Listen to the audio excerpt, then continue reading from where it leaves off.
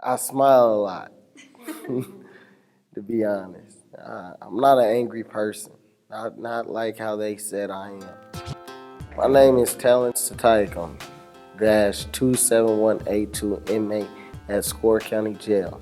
I got fetal alcohol syndrome, bipolar. It's just a list.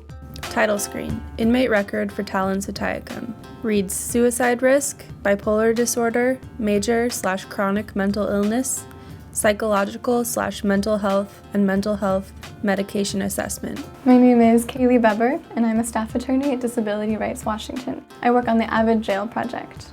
Title: AVID Jail Project. Amplifying voices of inmates with disabilities. Since the beginning of our program, we've met with hundreds of inmates with mental health issues. Many jails that we speak with don't think that jail is an appropriate place for someone with mental health issues. They aren't set up to be treatment facilities. But at the same time, that's where many people are. That's an unfortunate reality.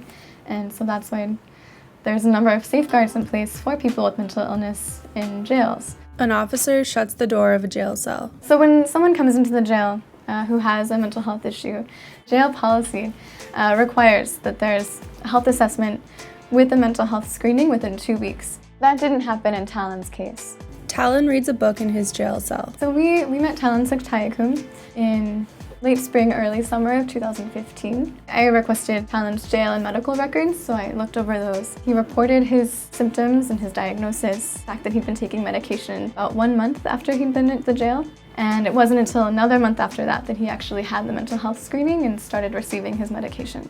Tallon. I told them I needed pills. I needed medication, basically. Nobody listened. Kaylee. His symptoms kept getting worse and worse.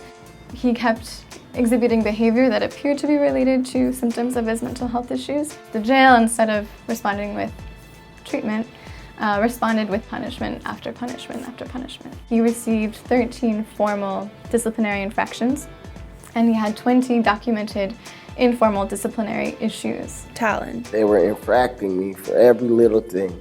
I could yell at them and it'd be an infraction. Kaylee. The sanctions that he received included some minor things like losing commissary, 2 more serious punishments like being placed in solitary confinement.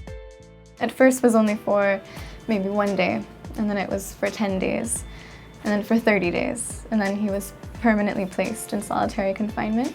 Tallon. I'm isolated. I don't have nobody to talk to. It's just me and my wall. They would keep me in there for 72 hours at times. I was getting angry, frustrated. Felt like what they were doing was picking on me. Kaylee. There's no evidence in Tallon's records to indicate that mental health staff were consulted about the appropriateness of his disciplinary sanctions, even though the jail's own policy states that the disciplinary process shall consider whether an inmate's mental disabilities or mental illness contributed to the inmate's behavior when determining what type of discipline, if any, should be imposed. Tallon. Here, they don't even care. That's how I feel. Kaylee. We reached out to the jail as we were getting ready to present Tallon's story in this video, and the jail made a valid point that it's difficult for jails to always know what someone's mental health and medical needs and history are because they rely on inmates reporting, self-reporting. But that's exactly why most jails, including this jail, have policies in place that provide for multiple different times and ways in which inmates and staff can report mental health concerns. And in any case, he did after 1 month and nothing was done. Tallon. I needed to get back on my meds. I needed to get back to me being sane and not going insane. Kaylee. So after 2 months, he finally had his psychiatric medications. After he got his medications, he received drastically fewer disciplinary infractions. Tallon. Pills that they got me on now, it changed me. It made me calm. I've been just doing good, and just trying to maintain. Kaylee. This is not unique to this jail or to Tallon's case. This is a problem that we see in both jails that we go to with the AVID Jail Project and in jails around the country. Camera backs down a long corridor in Score Jail. So what we'd like to see, it's not any radical change. We'd like to see them follow their policies that provide these protections. Inmates with mental health issues shouldn't have to be subject to harsher punishment than other inmates solely based on their disability and their mental health condition.